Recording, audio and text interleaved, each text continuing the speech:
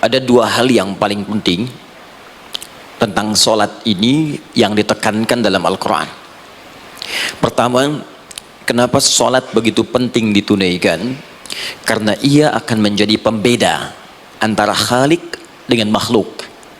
Jadi kalau kita ingin bedakan Tuhan dengan hamba, maka di antara titik penting perbedaannya, kata Allah langsung, itu terletak pada aspek ibadah, khususnya sholat. Karena itu ketika Nabi Musa alaihi salam berkenan kemudian langsung diperintahkan oleh Allah sehingga disebut dengan kalimullah yang diajak bicara dan diperkenalkan tentang esensi ketuhanan Allah, maka disebutkan perintah langsung oleh Allah untuk menyembahnya dalam bentuk salat. Al-Quran surah ke-20 Thaha ayat ke-14. Kata Allah, innani anallahu la ilaha illa ana fa'budni wa aqimis salata li dzikri. Ya Musa, tidak ada Tuhan kata Allah selain saya. Ya, maka jika engkau telah tahu saya Tuhan, bedanya Tuhan dengan makhluk, fa'budni, maka kewajiban engkau sebagai makhluk menyembah saya.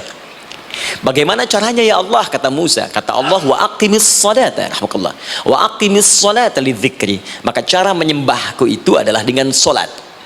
Karena itu semua nabi dan rasul bahkan sebelum Nabi Muhammad SAW diperintahkan oleh Allah untuk mengajak umatnya seluruhnya untuk sholat.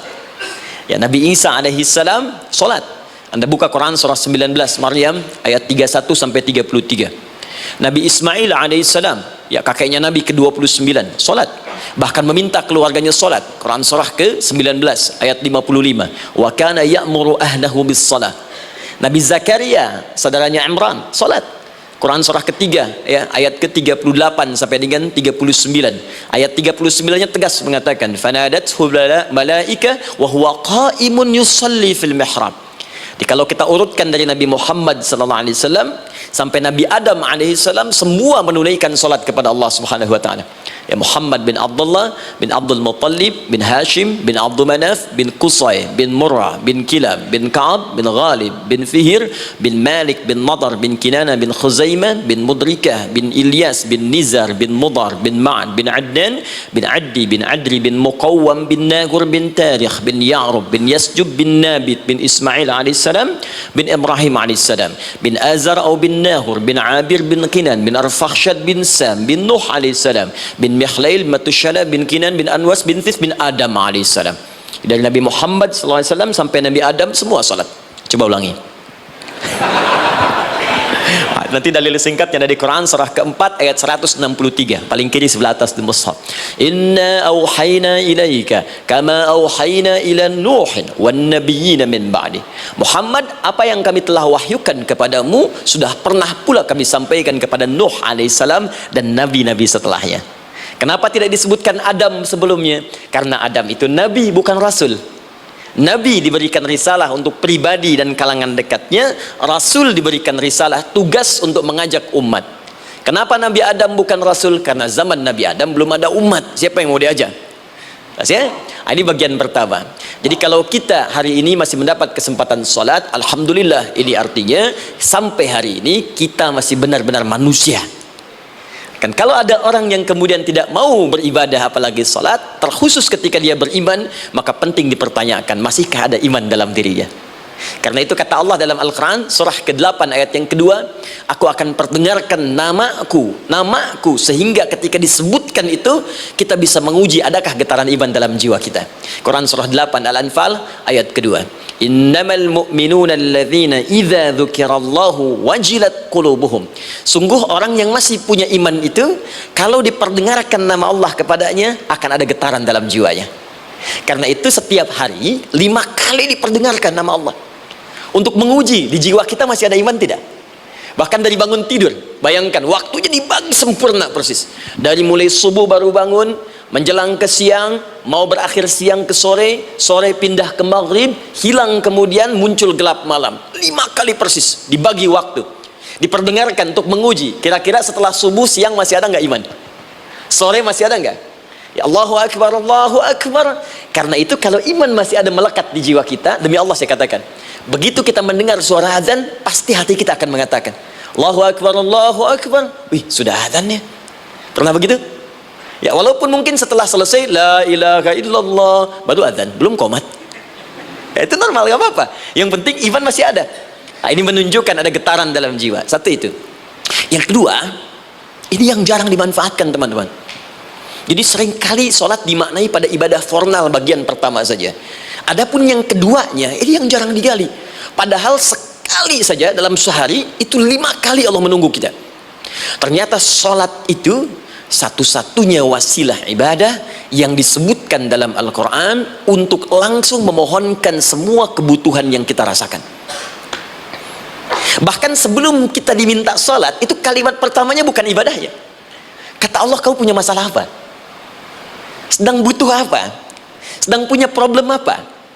Buka Quran surah kedua Al-Baqarah ayat ke-45 sampai 46, paling kanan pertengahan di usad. Wasta'inu bis-sabri was-salah. Perhatikan kalimatnya, indah sekali. Ya Allah menempatkan sholatnya bagian kedua. Kata Allah, wasta'inu, hei hambaku, jika kalian punya persoalan dalam kehidupan, maka perhatikan kalimatnya baik-baik, wasta'inu, mintakan solusinya kepadaku. Jadi kalau sedang punya masalah, bukan bikin status, gak akan selesai. Sedang eksplorasi minyak gak keluar-keluar, bikin status, duh susah sekali yang ngebornya, gak akan selesai. Jalan macet, bikin status, Jakarta macet, ya gak akan selesai. Ya, apa yang harus dilakukan? Kata Allah, jika anda beriman kepadaku, yakin denganku, maka wasta'inu, punya persoalan, minta kepada Allah. Caranya bagaimana? Satu, bis-sabri, terima dulu masalah itu, jangan dikeluhkan. Kaidah lain muncul, karena mustahil saya akan titipkan persoalan kalau tidak anda mampu mengatasinya. Kaidah Quran surah kedua ayat 286, kita hafal ayatnya. La yukallifullahu nafsan illa usaha. Perhatikan kaidahnya. Allah tidak mungkin menguji seorang hamba di luar batas kemampuannya. Jadi kalau kita sedang punya ujian di rumah kah, pekerjaan kah, kehidupan sosial kah, sebesar apapun ujian itu, kata Allah, memang karena anda yang sanggup. Kalau nggak sanggup gak akan diuji. Di ujian itu berbanding lurus dengan kemampuan. Mustahil seorang hamba diuji di luar batas kemampuannya. Jadi kalau anda sekarang pun sedang punya masalah sebesar apapun, kata Allah, memang cuma kamu yang sanggup, yang lain tidak. Maka jangan mengeluh. Jangan anda katakan, ya Allah, why me? Kenapa saya?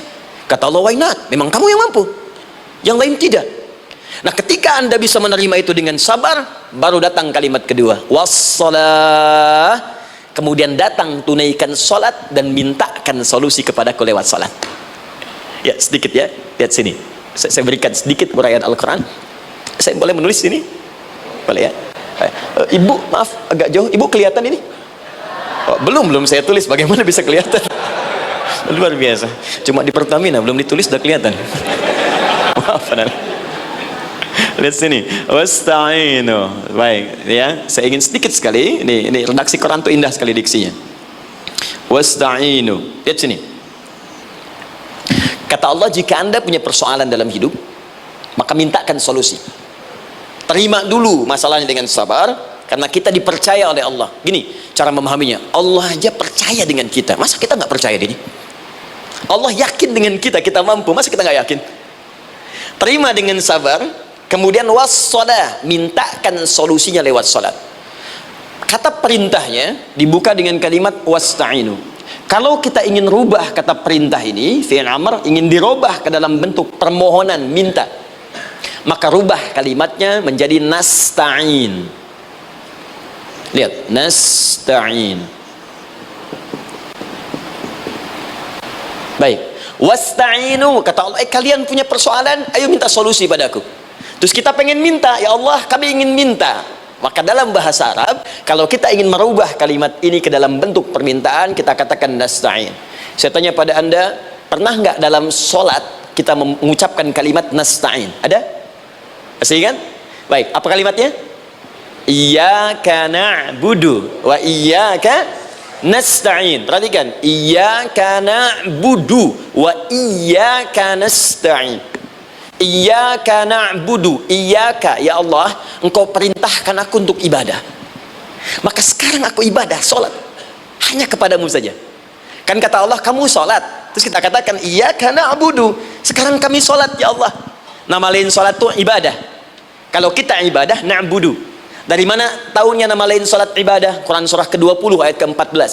Fa'budni wa aqimis salata li dzikri. Ibadah kepadaku caranya salat. Maka saat salat kita katakan iyyaka na'budu. Ya Allah, Engkau perintahkan aku untuk ibadah, sekarang aku ibadah. Wa iyyaka nasta'in. Dan sekarang aku sedang punya persoalan ya Allah. Aku punya masalah. Aku punya problem. Dan aku yakin hanya Engkau yang pasti akan menyelesaikannya. Ketika Anda mengatakan iyyaka nasta'in, perhatikan hadis qudsinya. Hadisnya qudsi. Ya. Al-Imam Al-Bukhari meriwayatkan, Imam Muslim meriwayatkan, An-Nasa'i meriwayatkan dari sahabat Abu Hurairah radhiyallahu taala anhu. Ada lagi yang dari sahabatnya Anas bin Malik. Perhatikan kalimatnya. Idza qala al-'abdu iyyaka na'budu wa iyyaka nasta'in, jika hambaku dalam salatnya benar membacanya, benar dari awal salatnya sampai dengan kalimat iyyaka na'budu wa iyyaka nasta'in, ya Allah, sekarang aku ibadah kepadamu dan sekarang aku punya persoalan, aku mohonkan solusinya darimu. Kata Allah, hadza baini wa baina 'abdi, ini perjanjian antara aku dengan hambaku. Wali 'abdi, hadisnya qudsi, wali 'abdi, kalau hambaku benar salatnya sampai kalimat ini, masa'alah, apapun yang dia minta sekarang aku akan kabulkan. Aku akan kabulkan. Pertanyaan saya, berapa di antara kita yang salat sampai detik ini ribuan kali ruku dan sujud yang memanfaatkan momentum ini untuk memohon? Siapa di antara kita yang ketika sholat memohon kepada Allah solusi? Jangan-jangan selama ini sholat itu hanya menjadi formalitas saja. Takbir, ruku, sujud, salam, selesai. Takbir, ruku, sujud, salam, selesai. Padahal Allah sudah menunggu hambaku, kamu itu punya masalah apa? Makanya setiap waktu dibagi 5 supaya hidup kita ringan. Subuh ke zuhur punya masalah, zuhur sholat. Begitu kita mohon, tuntas masalah itu.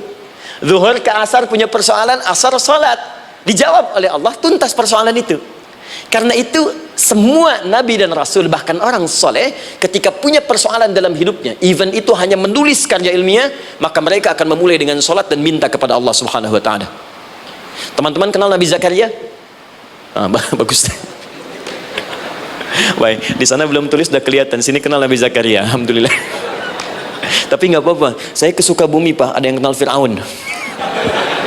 Kenal Fir'aun, kenal, bagus. Sukabumi hubun dunia, suka itu hubun, bumi itu dunia. Baik. Teman-teman, Nabi Zakaria itu diuji oleh Allah. Maaf, belum punya keturunan. Dan semua nabi punya ujian.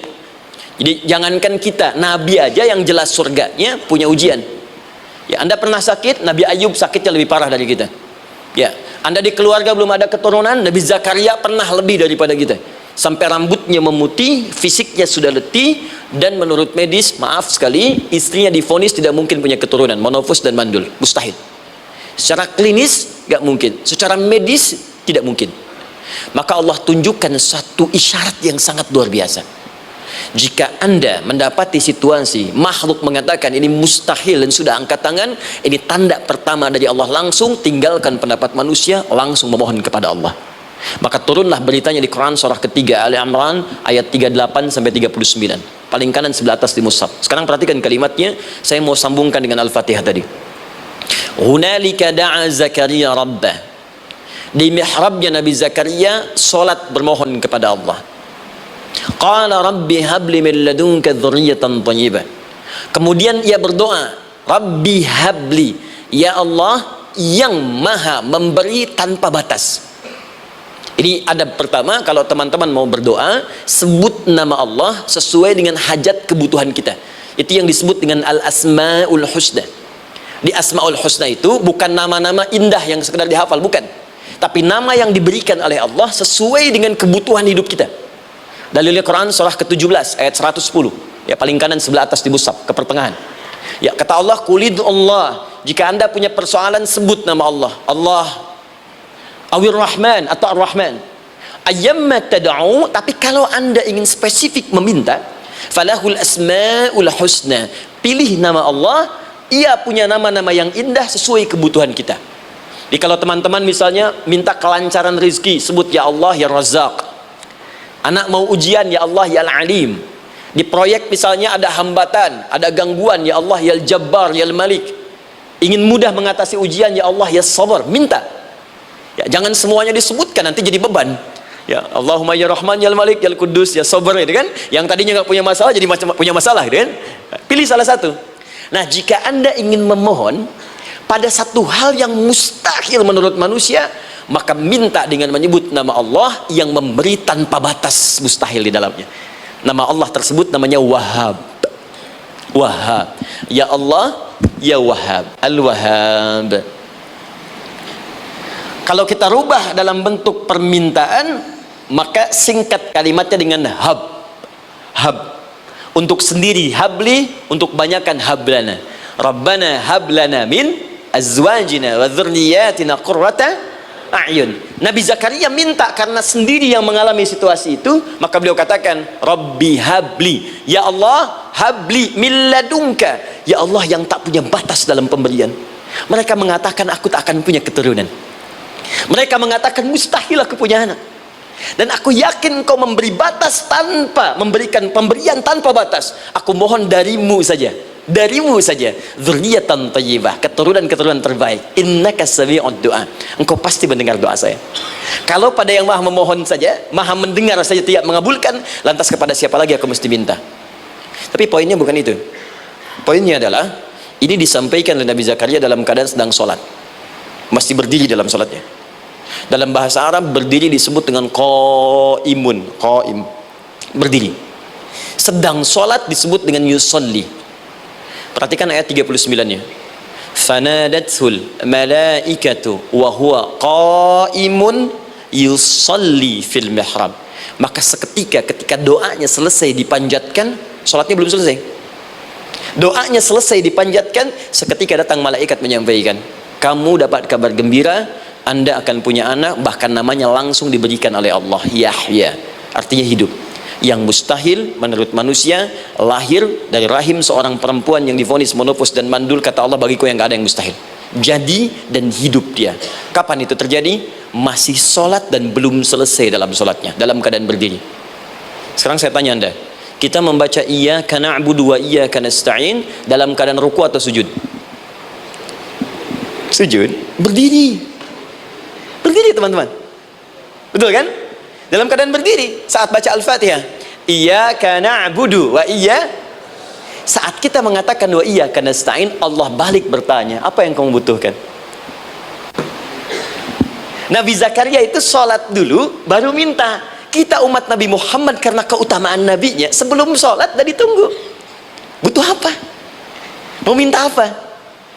Karena itu saya ingin katakan, ayo manfaatkan momentum sholat ini. Jangan sekedar kita kemudian tunaikan formalitas, tapi kita tidak mendapatkan keuntungannya. Ayo, semuanya, dari mulai takbir sudah ada doa, ruku ada doa, bahkan sujud kita bisa perbanyak dalam bahasa hati kita untuk memohon kepada Allah Subhanahu Wa Taala.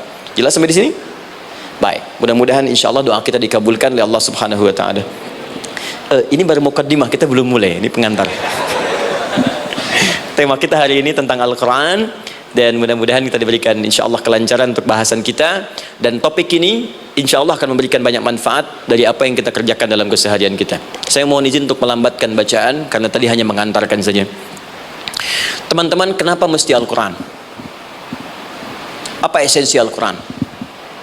Dan kenapa Al-Quran diwahyukan pada Nabi Muhammad SAW? Apakah khusus untuk sekedar dibaca? Atau ada satu nilai yang sangat penting yang justru itu mengandung nilai mukjizat yang paling dalam dari Al-Quran?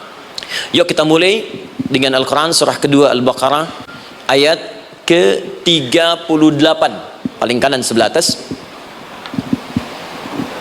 disambungkan dengan Quran surah kedua ayat 185, paling kiri pertengahan di mushaf. Quran surah kedua ayat 38 dengan Quran surah kedua ayat 185. Saya mulai dari kisah Nabi Adam. Saya pelan-pelan. Nabi Adam saat diciptakan oleh Allah, kemudian diberikan informasi bahwa beliau akan bertugas di bumi, beraktivitas di bumi. Disampaikan di Quran surah kedua ayat 30, paling kiri sebelah atas. Wa idz qala rabbuka lil malaikati inni ja'ilun fil ardi khalifah.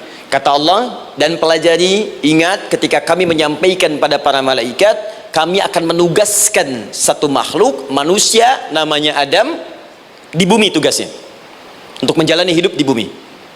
Nah, secara singkat, setelah Nabi Adam turun ke bumi di awal masa bersama Sayyidah Hawa ya alaihi wassalam, maka ternyata bersamaan dengan turunnya Adam dan Hawa ke bumi itu, mereka berdua dibekali petunjuk. Yang dengan petunjuk itu, ini yang dahsyat, Allah jamin semua aktivitas hidupnya dari mulai yang sederhana sampai yang kompleks, pasti jika diikuti petunjuk ini, dia akan senang menjalaninya dan akan tenang mendapatkan hasilnya. Ya, perhatikan kalimatnya. Quran surah kedua ayat 38. Fokus.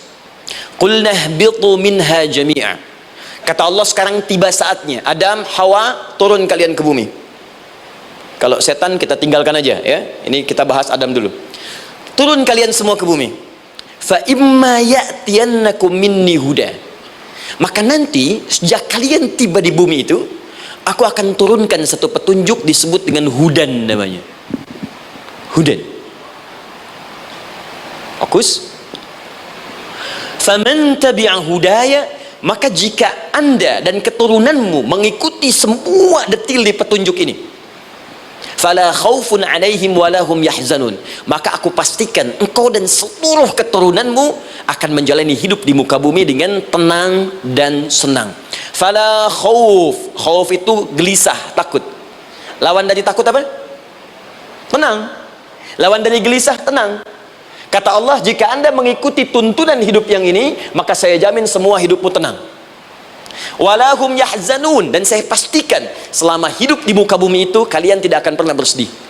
Senang. Lawan sedih, itu senang.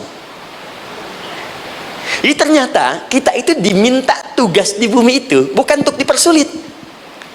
Jadi kalau ada yang hidup sampai saat ini sedih, deh, di rumah tangga sedih, di kantor nggak tenang, pasti di antara poinnya bukan nggak mampu senang, tapi boleh jadi yang hidup ini tidak membaca petunjuk kehidupannya.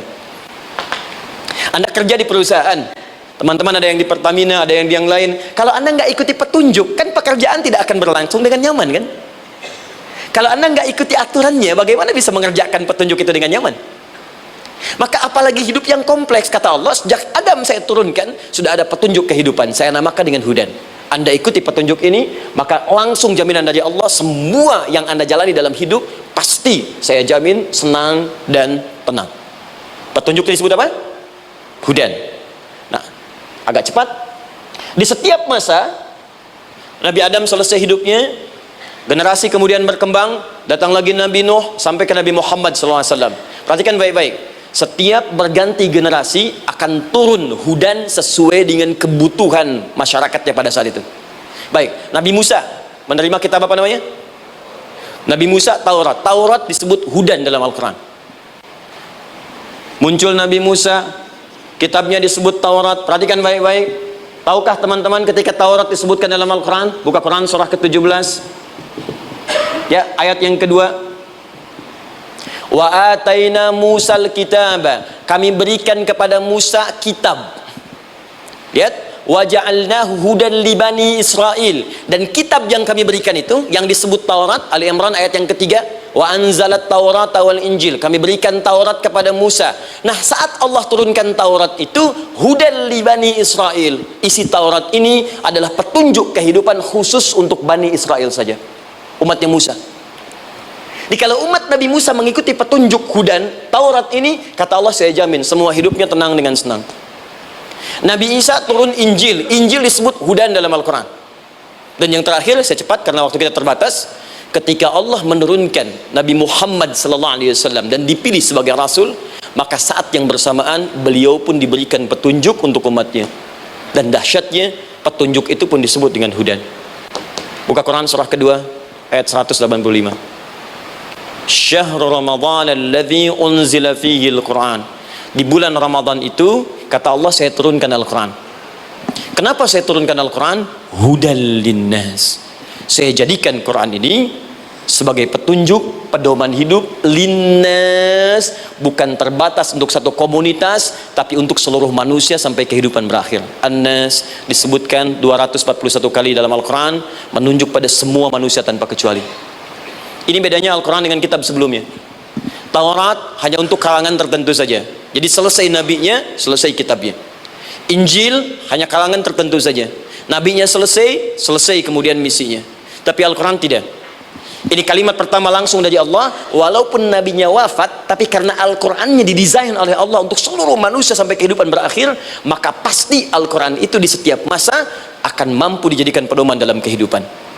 Jadi prinsip pertama, ketika Allah menurunkan Al-Quran, sebenarnya tujuan utamanya bukan sekedar dibaca, bukan, tapi di dalamnya itu ada petunjuk hidup, Pak, Bu.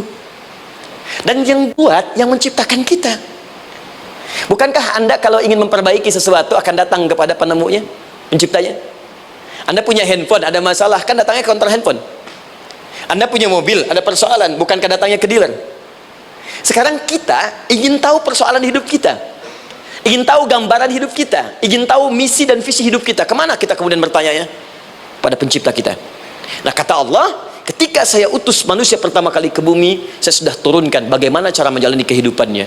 Dan ternyata berita baiknya untuk kita diberikan oleh Allah satu petunjuk utuh, langsung disebutkan, isinya disebut dengan Al-Quran. Jadi dari Al-Fatihah sampai dengan An-Nas, dia bukan bacaan biasa. Semua di dalamnya ada petunjuk kehidupan kita, dari mulai bahkan dalam kandungan sampai kita wafat kepada Allah Subhanahu wa Ta'ala. Kalau diikuti petunjuk ini, langsung turun jaminan dari Allah, hidup kita pasti akan tenang dan nyaman.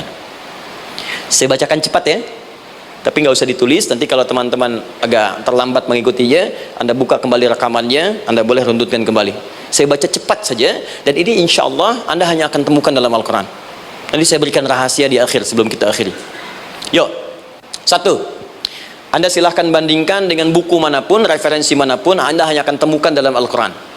Dari sejak sebelum lahir, bagi perempuan yang tengah mengandung, langsung Allah berikan tuntunan bagaimana agar kandungan itu berjalan dengan sehat, nyaman, dan mudah ke persalinan. Quran surah ke-7 ayat 189.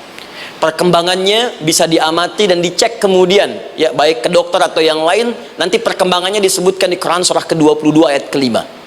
Dirinci lagi di Quran surah ke-23 ayat 11, dari 9 sampai dengan 13. Kemudian mulai terlahir, dari lahiran diberi petunjuk oleh Allah. Nih, berikan ASI maksimal 2 tahun. Kalau ingin berhenti sebelum 2 tahun boleh, begini caranya. Quran surah kedua ayat 233.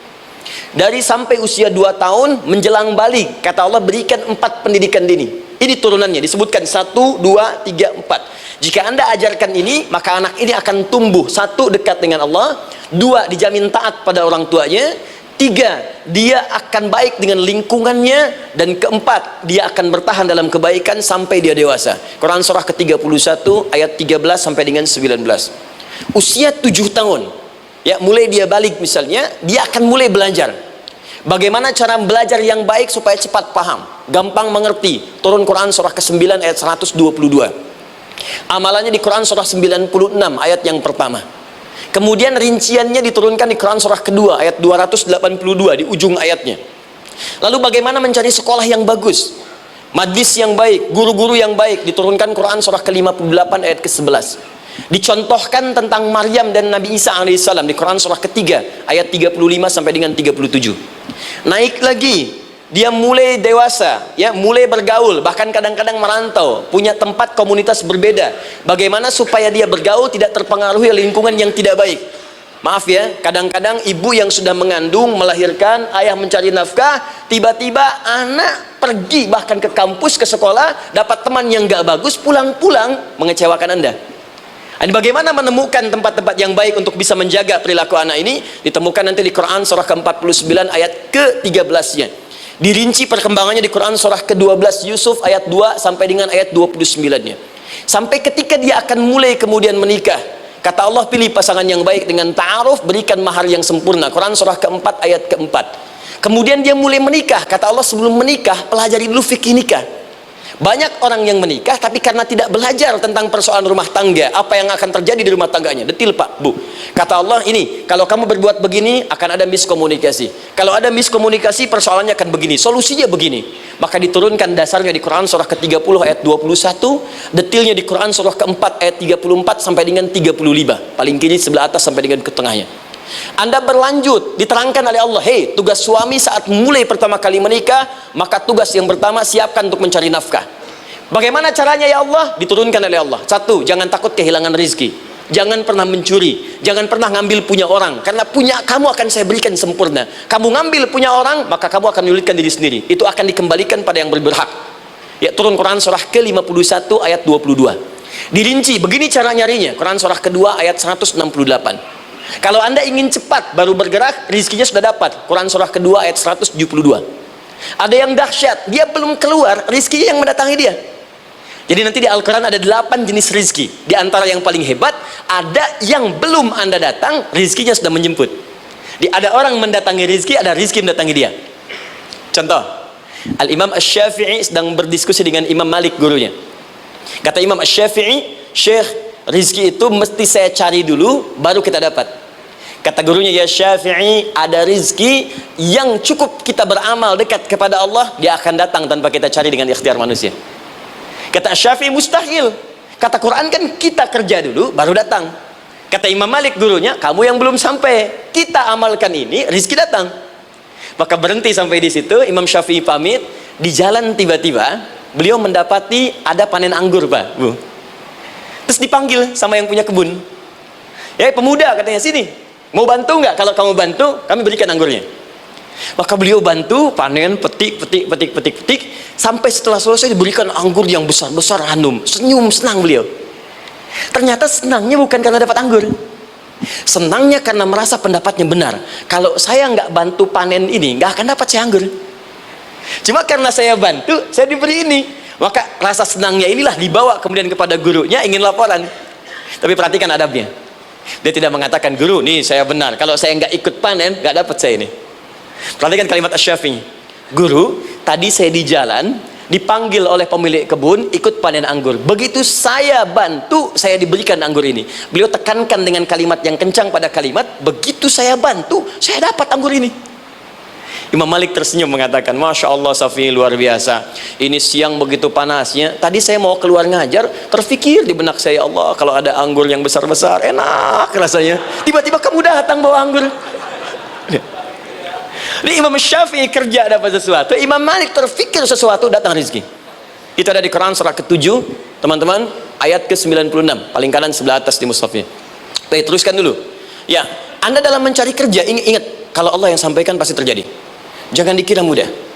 Kata Allah, akan ada persaingan, akan ada kadang-kadang singgungan, akan ada tantangan. Maka mulai petakan tantangan apa yang akan Anda lalui saat Anda mulai mencari nafkah itu. Maka turun Quran surah kedua ayat 214, paling kanan sebelah bawah.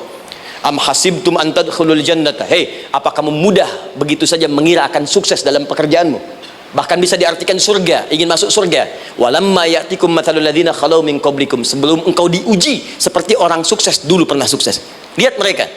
Nggak ada orang sukses yang instan. Cuman balikan telapak tangan dapat, tidak. Kata Allah, lihat orang-orang dulu. Lihat orang-orang hebat dulu. Bagaimana mereka bisa kaya, bisa sukses, bisa punya posisi. Masat umul ba'sa. Petakan olehmu tantangan apa yang akan dihadapi saat engkau bekerja itu. Satu, kata Allah, ba'sun. Ada yang ringan. Ya, ba's. Ba'sa jama' dari kata ba'sun. Dua, dara'. Dia sudah menengah, jama' dari kata durun. Tiga, zilzal. Ini yang paling tinggi puncaknya. Jadi kalau Anda sudah mendapatkan ini, yakinlah, berarti Anda akan mendapatkan posisi yang tinggi. Karena mustahil orang besar diuji dengan ujian yang kecil. Zilzal, ini bagian ketiga. Ba'sa, ba'sun, mulai. Kira-kira tantangan-tantangan ringan apa saja yang akan Anda hadapi? Ya, kalau saya contohkan misalnya dengan contoh yang lain singkat, Anda mau ke masjid, ingin konsisten, mulai hijrah, ingin dekat dengan Allah, tiba-tiba yang tadinya nggak mau ke masjid, mulai ke masjid, diuji dengan hujan. Hujan kecil, rintik-rintik, shower. Begitu hujan, orang Arab mengatakan kalau hujannya bisa lewat tanpa payung pun, orang Arab mengatakan la ba'sa. Laba, saya ini ringan. Orang kita sambungin, labas. Dari bahasa Arab, lewat. Jadi kalau Anda mau berangkat nih, siap bekerja, siap hadapi tantangan. Baru mau lewat hujan kecil, berarti itu tantangan kecil kita lewati.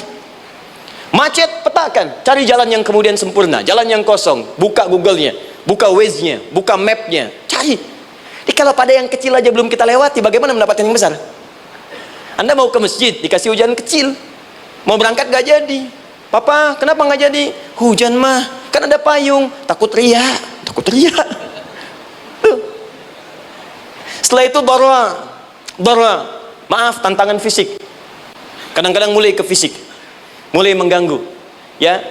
Maaf, dirincikan kemudian oleh Al-Quran. Turun Quran surah ke-21 ayat 87 sampai 88, kisah Nabi Yunus alaihissalam. Yunus beraktivitas, bekerja, bukan berarti nggak ada tantangan. Kadang-kadang dibawa, kadang-kadang diusir, kadang-kadang Anda dapat misalnya proyek, kadang-kadang sudah mulai masukkan tender, tiba-tiba gagal, diserobot orang, kadang-kadang orang yang dapat, Anda yang ngajukan, itu biasa. Kata Allah itu biasa, bukan cuma Anda, yang lain pun ada. Bukankah Allah ajarkan kisah Sayyidah Hajar alaihissalam dengan Ismail? Bukankah bolak-balik naik Safa Marwah, kadang di atas, kadang di bawah, kadang lihat peluang sampai Marwah ternyata bukan air. Terkadang Anda yang bekerja, tim yang lain yang mendapatkan karena kerja keras Anda, bisa jadi terjadi. Bukankah yang kerja keras Hajar yang dapat Ismail? Mungkin Anda yang konsep, yang dapat minyaknya orang lain. Mungkin Anda yang kerjakan, yang suksesnya teman Anda, gak ada masalah. Dan itu kemudian akan bermanfaat bagi Anda. Tidak mungkin setiap keringat yang keluar dari diri kita mustahil, kecuali akan melahirkan manfaat yang kembali pada diri kita. Tantangan. Tapi yang paling dahsyat, ini yang gak ditemukan di sebagian referensi yang kita baca. Ketika Allah menjelaskan semua tahapan-tahapan tantangan ini sampai ke puncaknya zilzal. Zilzal itu kalau bahasa sekarang gempa. Ada ujian yang menggoncang hati kita. Ketika Anda kerjakan, ya Allah, tantangannya dahsyat. Kenapa mesti saya, ya Allah? Kau nggak selesai-selesai, ya Allah. Itu wajar, teman-teman, itu biasa. Kata Allah, orang dulu saja mengatakan, mata nasrullah, kapan ini selesai? Berbahagialah kalau teman-teman sudah mendapatkan tantangan puncak yang paling tinggi ini. Ini artinya Allah sedang mempersiapkan Anda menjadi orang besar di kemudian hari. Dan cara mengatasinya diturunkan Quran surah ketiga ayat 142, paling kiri sebelah atas. Perhatikan dahsyatnya. Yang pertama diterangkan tantangannya, yang kedua dijelaskan cara mengatasinya. Saya mau berhenti sampai di titik ini, nanti saya terangkan cara berinteraksi dengan Al-Quran. Ya, perhatikan baik-baik. Kata Allah, jika kelak engkau sudah bisa memetakan tantangan ini, maka siapkan solusi untuk mengatasinya. Ayatnya dibuka dengan kalimat yang sama persis. Saya pernah sampaikan teori ini di dua perusahaan besar di Indonesia. Yang pertama, ada satu perusahaan, karena ini direkam saya nggak sebutkan perusahaannya, perusahaan otomotif besar, sedang turun gratis, kemudian juga ada inflasi yang tinggi. Terus saya terangkan teori Quran. Dia praktekkan berhasil, Pak. Padahal saat itu saya presentasi di depan non-muslim. Non-muslim. Sales-sales se-Indonesia dikumpulkan, saya bedah tentang ini, dan mereka berhasil. Sampai sekarang naik lagi. Yang kedua sama, ini direkturnya juga non-muslim, tapi nggak apa-apa, kita diskusi. Dan mau mendengar teori ini, dan praktekkan, naik. Ya, dulu di satu perusahaan minyak juga, sedang turun, karyawan semua dikumpulkan, lalu kita bahas tentang ini, kita terangkan. Yang ini yang paling menarik dari Al-Quran. Kalimatnya sama persis, Quran surah ketiga ayat 142. Am hasibtum an tadkhulul jannata. Apa Anda duga akan begitu mudah mendapatkan kesuksesan dalam hidup? Tolong fokus baik-baik. Jangan selalu mengartikan jannah dengan surga. Karena asal kata jannah itu artinya kesuksesan, kebahagiaan yang belum tampak. Surga, kenapa disebut dengan jannah? Karena itu puncak kebahagiaan kita yang belum nampak sekarang. Ya, saya kasih rahasia ya. Ini antara kita saja nih. Kalau ada kata jim dengan nun di depannya, itu pasti tidak nampak, tersembunyi. Apapun tambahannya. Ya, misal, jin kenapa disebut dengan jin? Karena memang ketika diciptakan dia tidak tampak, tersembunyi. Lawannya ins, karena itu kita disebut ins, karena saat lahir kita tampak. 18 kali disebutkan dalam Al-Quran. Ya ma'syaral jinni wal ins, wa ma khalaqtul jinna wal ins. Jadi jin disebut jin karena memang fitrahnya tersembunyi, nggak nampak. Jadi kalau ada jin melakukan penampakan, itu jin sedang kena masalah, sedang keluar dari fitrah. Sama dengan manusia, harusnya tampak. Jadi kalau ada manusia yang senang sembunyi-sembunyi, dia sama dengan, bukan saya yang bilang, sedang punya masalah. Ke kantor sembunyi-sembunyi, hati-hati Pak Alfian tuh. Biasa ada pintu depan, masuk pintu belakang. Suami di rumah buka WA sembunyi-sembunyi, Bu, hati-hati itu. Pulang lewat pintu belakang, berarti sedang punya persoalan dalam hidup. Setiap ada jim dengan nun, pasti tersembunyi. Ibu punya janin, rahim, dalam rahim ada janin. Kenapa disebut dengan janin? Jim, nun, ya, nun. Karena sosok itu belum nampak dalam pandangan kita. Nanti kalau sudah lahir, baru tampak. Jannah, kenapa disebut jannah? Karena belum tampak dalam pandangan kita. Nanti kelihatan. Karena itu dalam Al-Quran, kata jannah itu tidak dikhususkan dengan surga, tidak dikhususkan dengan surga. Kadang-kadang menunjuk aspek kesuksesan yang belum tampak. Anda mau ngubur minyak, minyaknya belum tampak, belum kelihatan. Anda mau kerja, ya hasilnya kan belum tampak, baru ikhtiar sekarang. Karena itu orang Arab disebut kaya kalau mereka mendapatkan kebun yang tak tampak sebelumnya. Kebun anggur, bukan kurma, kalau kurma banyak. Kebun anggur, ada apel, ada jeruk, sampingnya ada sungai-sungai, disebut dengan jannah. Ya, kalau punya unta, nggak kaya di Arab, biasa. Karena yang kelihatan padang pasir, unta, hitam, merah, biasa. Tapi kalau sudah punya kebun anggur yang sulit di padang pasir ada kebun, itu baru disebut kaya. Karena itu orang Arab kadang mengartikan jannah dengan aspek kesuksesan yang belum tampak, diartikan dengan kebun anggur, kebun apel, dan macam-macamnya. Perhatikan, am hasibtum an tadkhulul jannah. Apa Anda duga ingin sukses itu begitu mudah? Sukses jadi tidak. Walamma ya'lamillahu alladhina jahadu minkum wa ya'lamas sabirin. Perhatikan baik-baik. Sebelum Allah memastikan pada diri Anda terdapat dua hal yang paling utama untuk mengatasi tantangan tadi. Satu, jahadu, kesungguhan, serius. Jadi kalau mau sukses mesti serius, kerja serius, cintai pekerjaan Anda, ya, belajar anak-anak serius, pastikan belajar dengan serius. Jangan cuma anak-anak duduk paling belakang, nggak pernah nanya, kadang ngantuk, pulang, ujian, besoknya mau ujian baru belajar, ya, sistem SKS, sistem kebut. Ya, kadang-kadang sejam, Bu, Pak. Saya pernah ada orang di luar ngadu waktu di Libya, Ustadz, gimana ini orang Indonesia? Kenapa? Saya belajar 3 bulan, besok mau ujian. Teman antum orang Indonesia pinjam catatan saya baru semalam, dia dapat 8, saya 7,5. Saya bilang, Anda belum tahu sistem SKS tuh. Baik, ya? Tapi itu bukan solusi. Begitu ujian selesai, ilmu lupa. Itu poinnya. Jadi kalau hanya sekedar ilmu dipakai untuk ujian, pada prakteknya nggak akan terpakai. Ini banyak anak sekolah sekarang hanya belajar untuk ujian saja. Padahal kalau dipraktekkan, kadang kaitan dengan agama tinggi, Bu, Pak. Fisika itu dengan agama itu tinggi. Gaya F1 sama dengan F2, gaya gerak sama dengan gaya dorong. Gaya sedikit, maka keluarnya sedikit. Pukul kencang, bunyinya kencang. Imannya kalau kuat, amalan jadi banyak. Iman sedikit, amal pun sedikit. F berbanding lurus dengan P, hukum Pascal. Gaya berbanding lurus dengan tekanan. Masuk bab akhlak. Makin banyak gaya, makin banyak tertekan. Nah, itulah. Gaji 5 juta, gaya 10 juta, kan? Ini serius. Serius. Di divisi apapun Anda, saya 3 sepekan lalu lah takziah ke tempatnya yang Habibie, terus diminta tausiah di sana, dan saya perhatikan beliau termasuk yang paling serius ketika diberikan tugas apapun. Gak pernah diberikan amanah kecuali mencintai pekerjaan itu. Yang Habibie demikian. Ciri orang sukses itu serius. Tapi keseriusan itu, kata Allah, petakan jadi 3 bagian lagi. Karena jahadu itu punya 3 turunan kata. Satu, keseriusan merencanakan, disebut ijtihad namanya. Punya rencana. Mappingnya apa? Stepnya apa? Oke, Anda ingin kerjakan sebuah proyek, baik, proyeknya berlangsung berapa lama? Target kita apa? Jangka panjangnya, menengahnya, jangka pendeknya. Kemudian apa tantangan yang akan dihadapi di setiap tahapan-tahapannya? Selesaikan. Bahkan saking pentingnya tahap perencanaan ini ditunjukkan oleh Allah langsung lewat sholat. Teman-teman masih ingat sholat pertama yang kita kerjakan setiap hari, sholat apa namanya? Subuh. Apa artinya subuh? Tuh, ini masalahnya. Ini kata Al-Quran sendiri, ya, kata Al-Quran sendiri. Nanti akan ditemukan orang yang ibadah tidak paham apa yang dikerjakan dan dilakukan dalam ibadahnya. Contoh sholat. Kata Allah, akan ada orang sholat yang saat sholat tidak mengerti apa yang ia baca dan dia lakukan dalam sholatnya.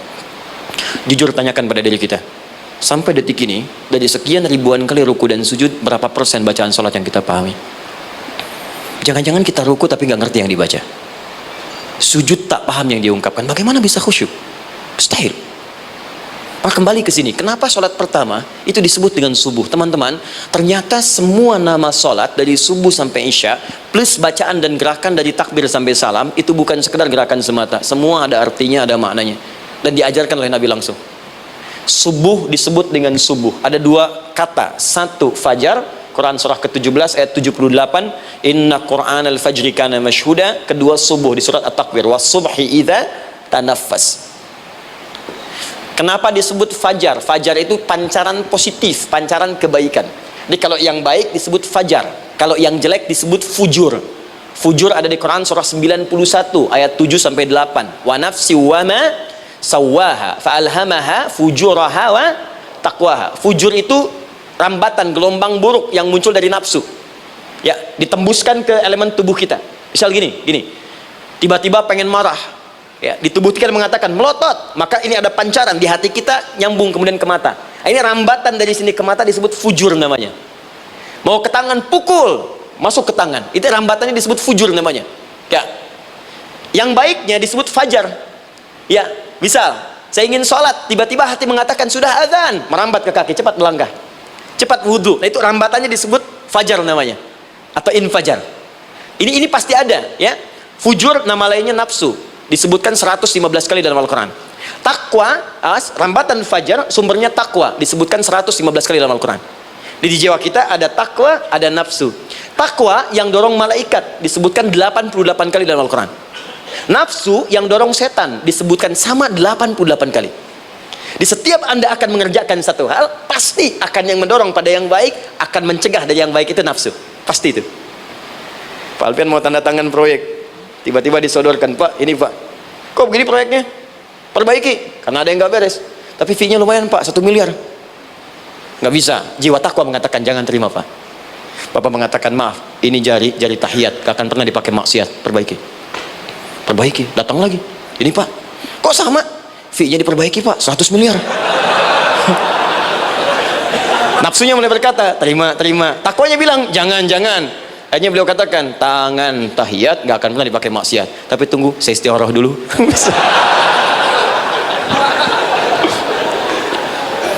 Nah, waktunya, ini salatnya disebut fajar. Kenapa disebut fajar? Karena saat kita tidur, terus dengar suara azan, Allahu Akbar, maka memancar dari iman kita, rambatan untuk merespon suara itu, bangun kita untuk menunaikan salat. Waktunya disebut subuh. Kenapa disebut subuh? Dari kata asbah. Asbah itu artinya yang siap dengan rencana. Ya, orang Islam tuh nggak ada yang bangun dari tidurnya kecuali punya rencana jelas yang akan dieksekusi di hari itu. Makanya sebelum kita bekerja mengeksekusi itu, kita datang menghadap Allah supaya Allah berikan kemudahan di setiap aktivitas kita. Coba lihat manajemen Nabi. Bukankah sebelum tidur beliau istighfar dulu? Dirinci pekerjaannya, dicatat yang akan dikerjakan besok, istighfar 70 kali, 100 kali, sehingga dengan istighfar saat tidurnya tenang. Coba kita biasakan. Ada yang baca Quran, ada yang istighfar. Kalau nggak percaya silahkan cek. Begitu Anda lakukan, tidurnya enak. Besoknya rencana itu sudah siap. Makanya ketika bangun, siap jam 7 mau kemana, jam 8 ada di mana, jam 12 kerjakan apa. Sebelum mengerjakan itu, datang kepada Allah, sujud, ya Allah, saya punya rencana ini, tolong mudahkan. Begitu caranya. Itu yang disebut dengan subuh. Nah, sekarang kembalikan peta hidup kita mau seperti apa ke depan. Ijtihad. Yang kedua, kalau sudah jelas konsepnya, visinya sudah ada, maka jihad. Yang kedua, jihad. Jihad itu eksekusinya, aksinya, actionnya, perjuangan fisiknya. Rencananya apa? Tahajud malam nanti. Bismillah. Jam berapa? 2:30. Baik, yuk kita mulai rencanakan. Eksekusi rencananya. Bagaimana cara kita bangun 2:30? Pasang alarm. Jam berapa alarm dipasang? 3 kali. Pertama 1:30, kedua 2 kurang 1/4, ketiga jam 2 lewat 1/4. Baik. Alarm pertama untuk mematikan alarm kedua matikan alarm ketiga. Ketiga siap-siap. Baik. Siap bangun. Jihad. Awas, ini penting ya. Jihad itu jangan dipersempit maknanya kepada situasi peperangan saja, tidak. Banyak jihad itu luas sekali medannya. Karena jihad itu perjuangan fisik. Dan maaf sekali, dalam konteks perang pun bukan menyerang orang. Tapi membela diri saat diserang. Di Islam itu bukan agama ekspansi. Cek di sejarah, nggak ada Islam menyerang. Yang ada itu membela diri saat diserang. Atau saat orang lain dizalimi dan kita diminta untuk terlibat, kita membantu. Ini bukan dalam konteks sekarang yang banyak dibincangkan, tembak orang, bom orang, nyerang orang, bukan. Itu waktu kejadian bom Tamrin itu pertama, saya di Lampung posisinya. Itu begitu meledak, tuar. Pertanyaan pertama Pak di Balista ini, Ustaz, apakah bom di Jalan Tamrin termasuk jihad fisabilillah?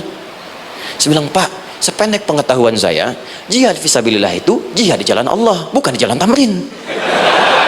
Kaidahnya beda. Nah, misal mencari nafkah itu jihad. Cari nafkah jihad. Quran surah keempat ayat 34, paling kiri sebelah atas. Tugas pertama ketika menikah, kata Allah, ar-rijalu qawwamuna 'alan nisa. Setiap lelaki itu diminta oleh Allah untuk mengatur bagian rumah tangganya. Jadi pemimpin di rumah tangganya.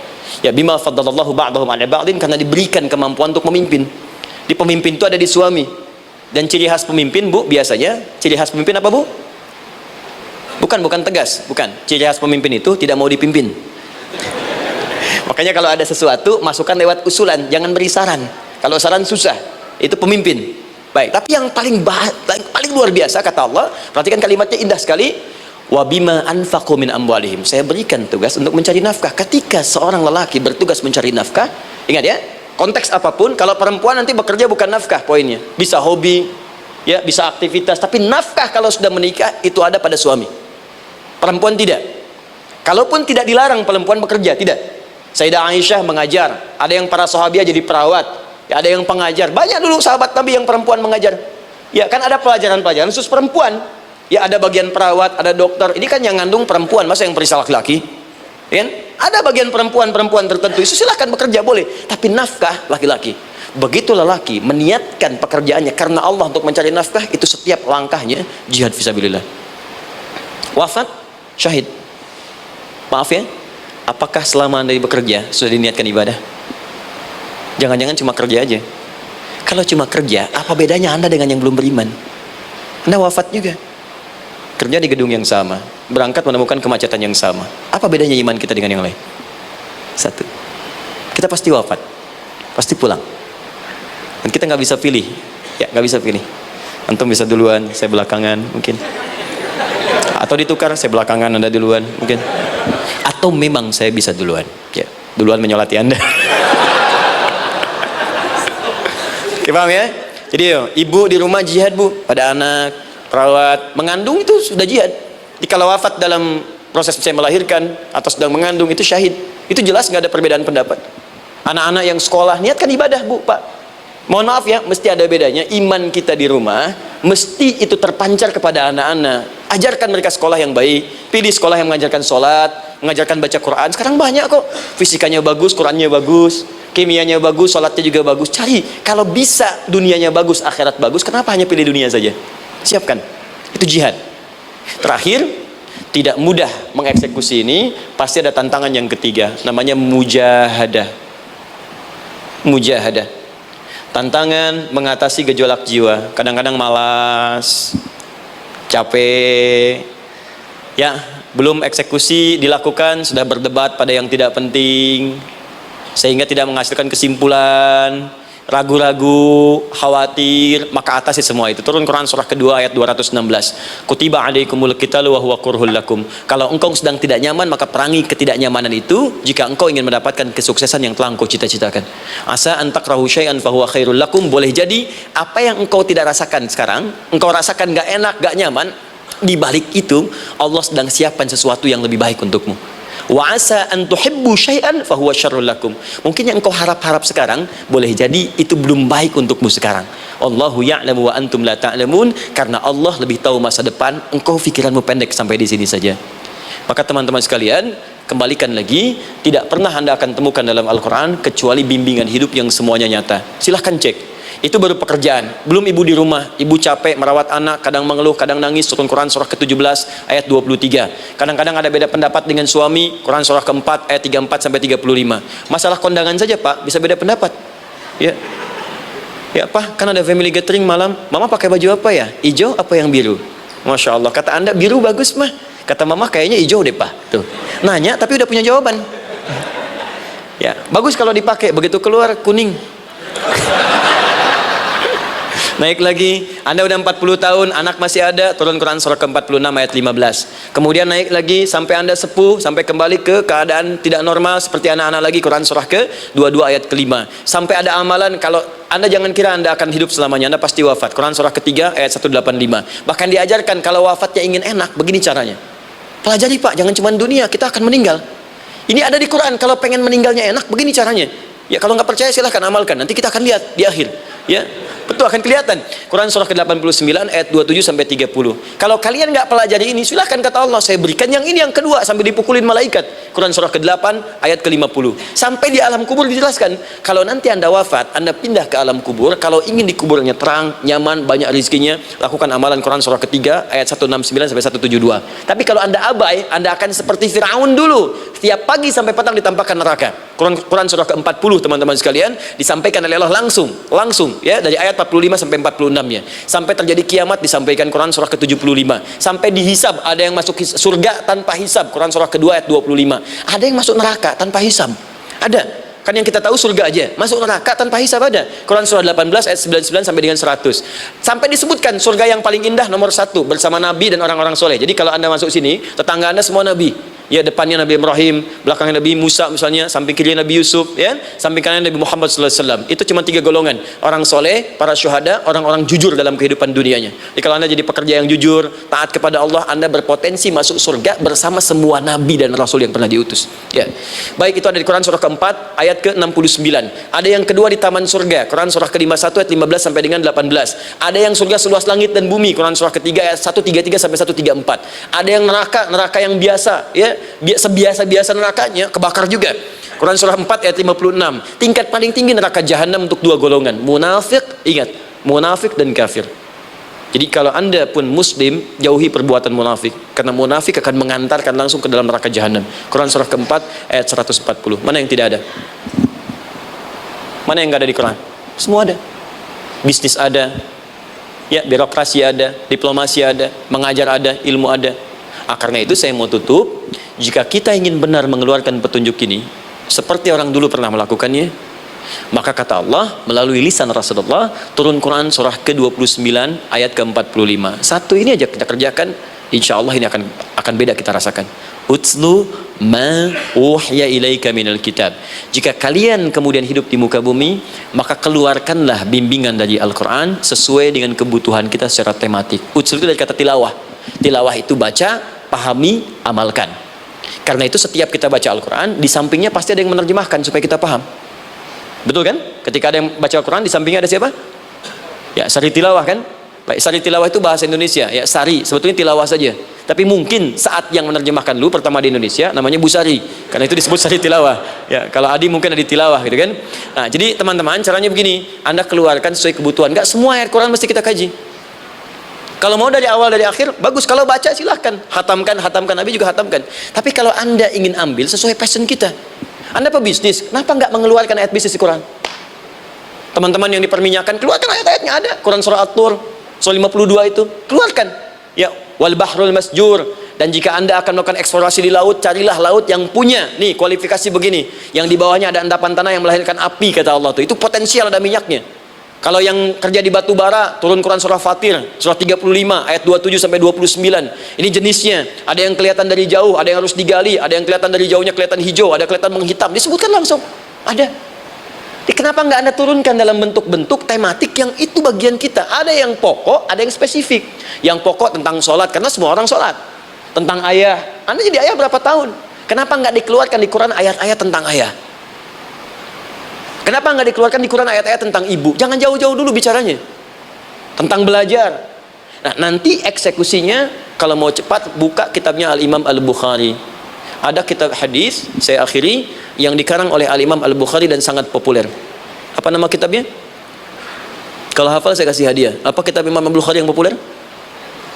Ya.